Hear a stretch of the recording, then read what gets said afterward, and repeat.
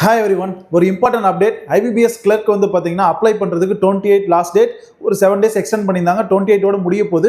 இப்போ இன்னொரு important update வந்திருக்கு. நிறைய பேர் என்ன கேட்டிருந்தாங்கன்னா, எடிட் பண்ண முடியுமா சார், எடிட் பண்ண முடியுமான்னு கேட்டிருந்தாங்க. நான் சொல்லியிருந்தேன் என்னன்னா 28 முடிஞ்சதுக்கப்புறம் ஒரு 2 days திரும்ப டைம் கொடுப்பாங்க ஐபிபிஎஸ் பிஓ மாதிரின்னு சொல்லிட்டு.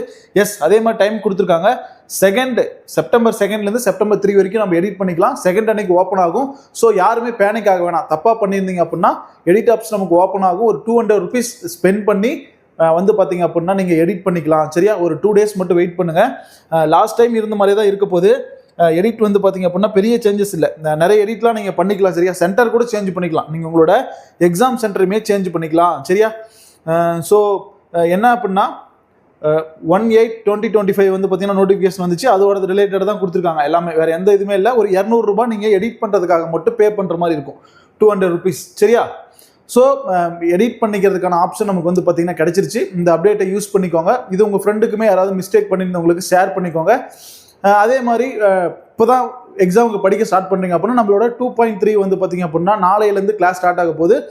பிகினர்ஸ் யாராவது இருந்தீங்கன்னா அதிலுமே ஜாயின் பண்ணி யூஸ் பண்ணிக்கோங்க. ஓகேவா, ஆல் தி பெஸ்ட்.